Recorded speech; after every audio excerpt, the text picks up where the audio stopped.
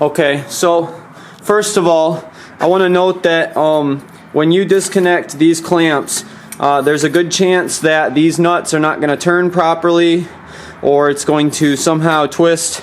Instead of unscrewing the nut off of this thread right here, you're actually going to twist this head right here, which holds it in place. And when that head twists, let's see here, focus on that. When that head twists, this clamp will be no good anymore, okay? So that's one thing. So what you need is to be ready to buy some more of these clamps. These are not super cheap. I think they're like multiples of $10, like 10, 20, something like that, okay? You can order those from the diesel sites on the internet, or you can get them at the local places, but these are a lot better ordered from the diesel sites. They have some of the original Ford parts, and your local places won't have these as much, okay? That's one thing. Another thing you need to look out for is when you take this turbo off, don't get too frustrated and break this. This thing is like 130 or 160 or something like that, and then you have to select the right one, and you don't really know which is which, but there's a bunch of those out there. But I lost, when I took this thing apart, I disassembled, this used to be this teeny tiny little clip. It's sort of a version of this clip right here. It clips onto that shank right there, but I just threaded the shank and I screwed this nut on, and that works just as good, okay? But I put some Loctite on there or something to hold it. But that was my strategy for solving the problem. So that clip got lost because I removed this. Once I realized I was breaking it, I removed it. You can see that there's two nuts holding that in. Those are very hard to get to when it's in the truck, but you can get it. So this is just something to be aware of, because you can break that pretty easily. Where I broke it was right here at the top, and I drilled it out. There's a diaphragm inside. I checked to make sure the diaphragm was good, and I just attached this in there with JB Weld and essentially recreated sort of a air flow hole there for that. So let's get down to the business of removing everything. So when you first come in here, you're going to need to disconnect the intercooler lines, which is that one right there. It's got this big rubber thing I'll show you in a minute. And then there's one down here that you got to fully remove. That one over there, it goes up here. So that's this thing right here. And when you unscrew these clampies, it's kind of the same deal. You got to put penetrating oil, be gentle, and they take quite a lot of turns to loosen them to the right point. So I use, if you have one, it's really nice to have one of these electric ratchets. And then the other thing too is the 3/8 sockets are not deep enough to go all the way down onto this when it's tightened in.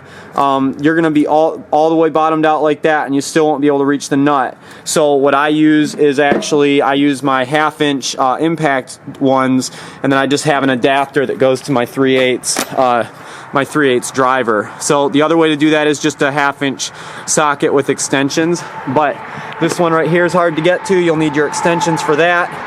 And then these ones over here should be a little bit easier to get to. And then likewise, when you get to that point, you're gonna need to remove this freaking multiplex freaking holes all over it device, and it's got some sort of a grounding thing for a sensor here, and it's got let's see, it's got controllers on it. You just have to disconnect all those things.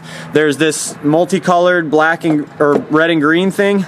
It's not hard to reinstall. It's kind of commonsensical, but you don't want to lose it or damage it, because this is another thing you got to hunt down on a diesel site to get, okay?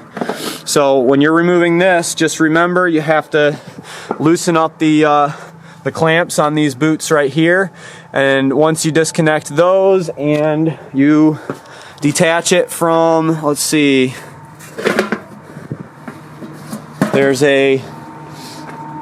these are called V clamps. Let's see, so this is a V clamp because it's got a V shape inside, and it holds these sort of flange surfaces together so that essentially what happens is it can't rust together. So there's one of these that looks like a band clamp. Here it is. Alright, the band clamp looking one is the one that holds this onto the turbo, okay? So you're going to disconnect this, and then you're just going to take some device like a punch or a pry bar or something and gently tap in these little crevices right here in either direction. Whatever direction it's frozen, you know, try to tap it the other way. Don't try to tap it on the actual head of this band clamp here, on the threaded part or anything up there, because you'll just wreck it and it won't come off. So all these I had to replace. So then, and you will need the vehicle jacked up, and you will need the wheels off. And so what I did is, let's see here. So I'll show you from the top. So right here you have bolts holding basically, I think it's called the Y pipe, and that collects exhaust from the left and the right sides and feeds it up into that hole right there, which is how you power your turbo. When you put your turbo on here, you've got those O-rings right there. That's for the pedestal. And then, you know, of course, on top of the pedestal, you have your turbo. The hard part of this whole thing is when you're trying to mount the turbo onto this pedestal, you've got your O-rings here, and you're trying to jimmy the turbo into place while trying not to break anything. And you're also trying to get this pin lined up on the Y pipe. So on the Y pipe there, at the top of it, you can see there's like a pin sort of thing. That's a line up dowel pin. You have to line that up perfect, and then you have to get that V-clamp on there, and there's no space for your hands inside here. This is the hard part. So this is why we're loosening up those bolts down there. There's 2 on each side, and I will tell you that I had to end up actually cutting my up pipes off with various tools. It was very frustrating, and believe me, you do not want to be the guy that has to do that, but if you have to do it, you have to do it, because it's got to be cut off really close to here to be able to remove that Y pipe. And essentially, yeah, you could be in a real jam down here unless you have the exact like miniature, you know, Sawzall tool that you need, because a full-size Sawzall has too much stroke. And there's some other issues with that. But I use the Sawzall and grinders and stuff, and I cut that off when I put my flexible Y pipe, or my flexible up pipes in. Okay, so when you're loosening those bolts, what you're gonna want is a super long extension or a series of extensions of the longest ones that you have. And then again, loosening up those bolts is extremely difficult, and your chances of breaking them is very high. So, but what you do is you have to remove that shroud. That's normally all those little bolts that hold it in are going to be rusted out, but you usually have good metal here. And what I did is I just took some number 3 or number, I don't remember what number they were, but basically, you know, just regular panhead Phillips head screws, and just reinstalled it by drilling my own holes. So right in here, I'm gonna zoom so you can see right in the center there you have your up pipe, and if I can get this thing to focus on that, okay, there we go. So there's your bolt right there, and then there's another one underneath it. You got to go from under here. Let's see there. All right, so right up in there, so that's the pipe, and so you got one right here on the left side of it, and then one you got to get from above right there. So I just coincidentally had a wrong tool sent to me by a tool company one time, and it just happens to be this extremely long 30-inch long 3/8 extension with a wobble head on it, and so it's perfect for this job. Actually, it's the ultimate tool. It's exactly what you need, but they're quite pricey, and frankly it might not even work. You might end up having to cut it, and if you have to cut it, the reinstall is very difficult on those. It's easier to put them on from underneath.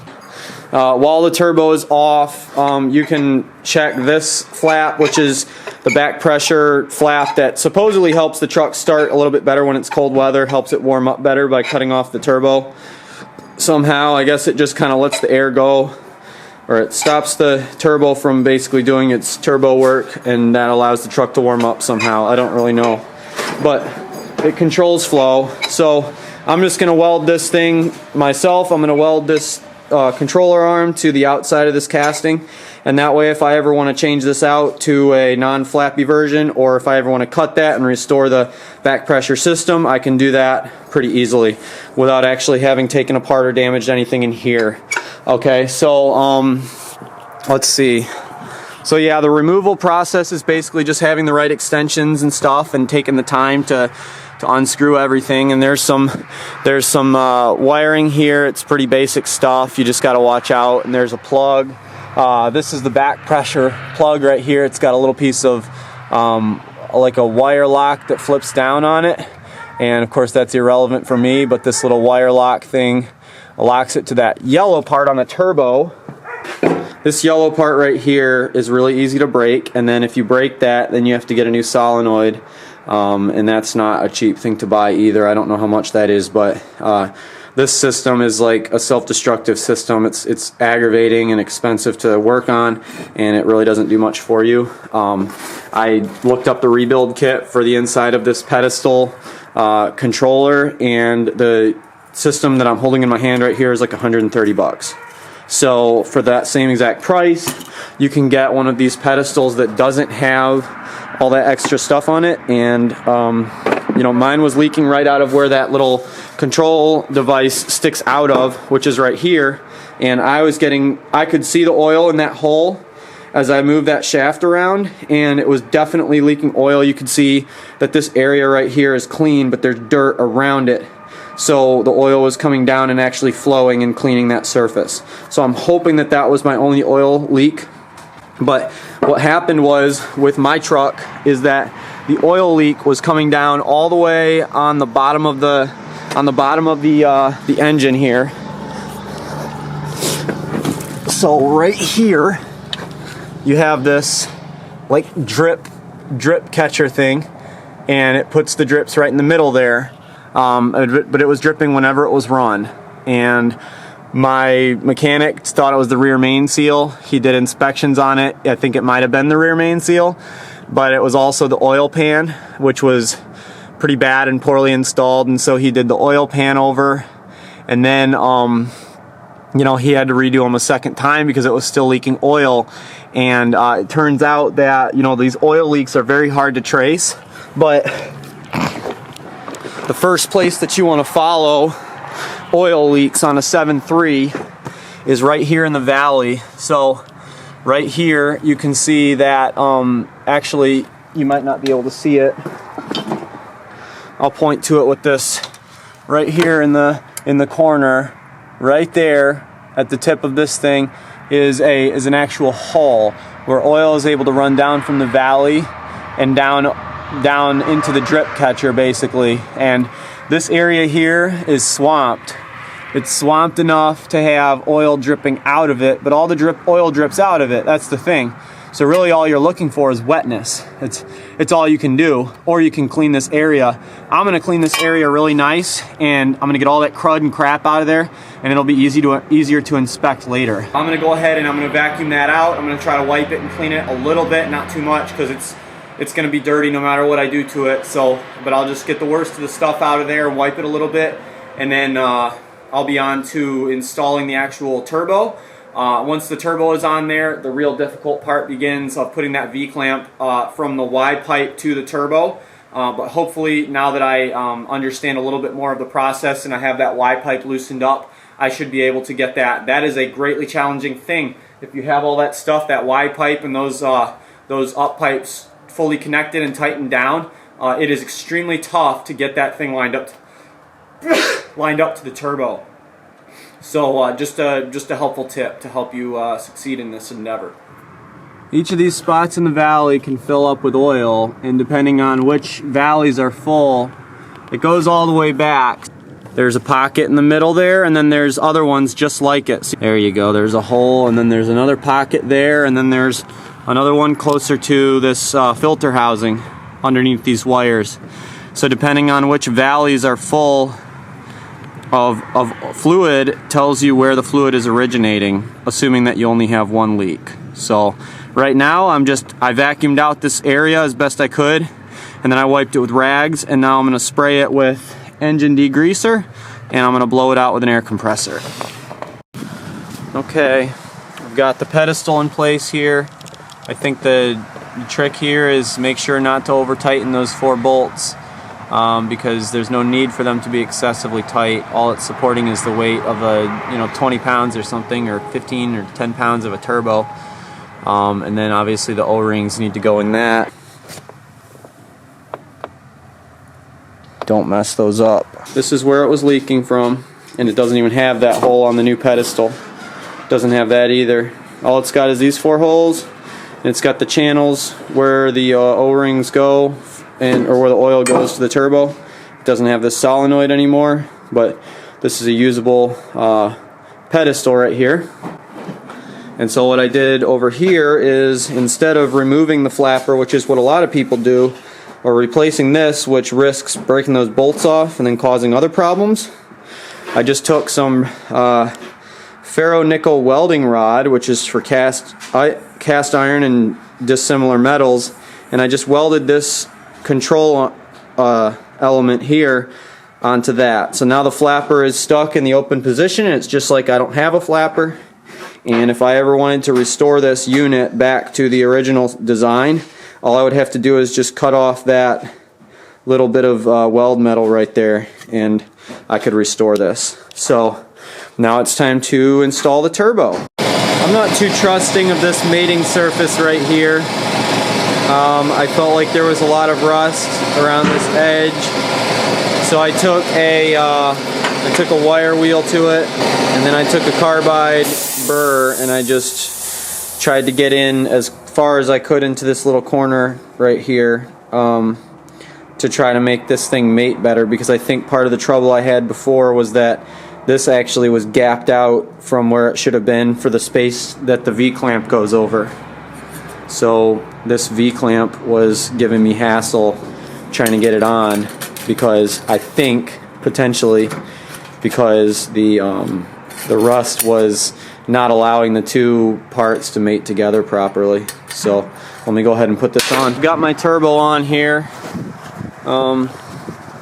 Just bear in mind this the V-clamp all the way in the back there that goes to the Y pipe is very hard to get on, so you need those bolts loosened up on the up pipes. And then also this solenoid here, whatever this is, of course that's live unless your batteries are disconnected.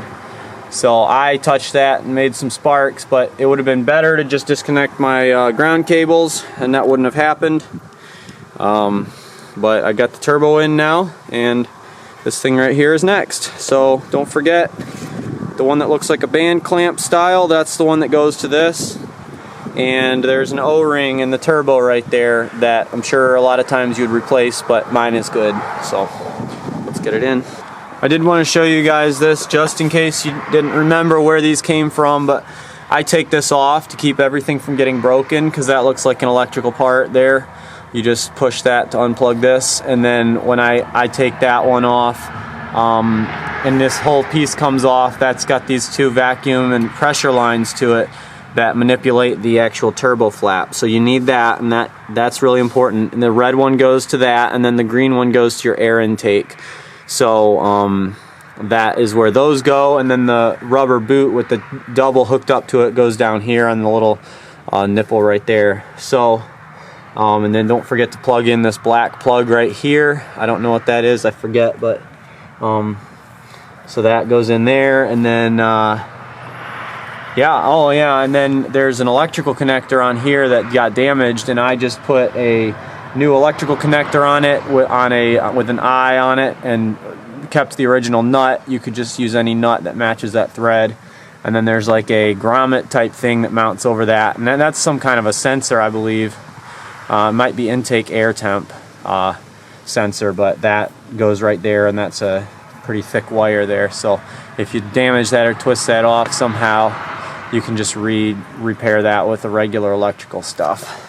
So essentially everything is together. The only thing that's left here is going to be installing this intercooler line and putting these boots on. Alright, that's pretty much all I had to share with you guys. My truck is still leaking oil somewhere. I think it's the orange boots. Anyway, it doesn't matter. So Yep, that's how you get the turbo on and off, and hopefully it's not too complicated. It's definitely a lot easier to do the job when you're able to loosen up the Y pipe, and you know, I realize those bolts might be almost impossible to get out without breaking them, but that's how you do it, and a lot of times you end up replacing that Y pipe anyway when you take the turbo off.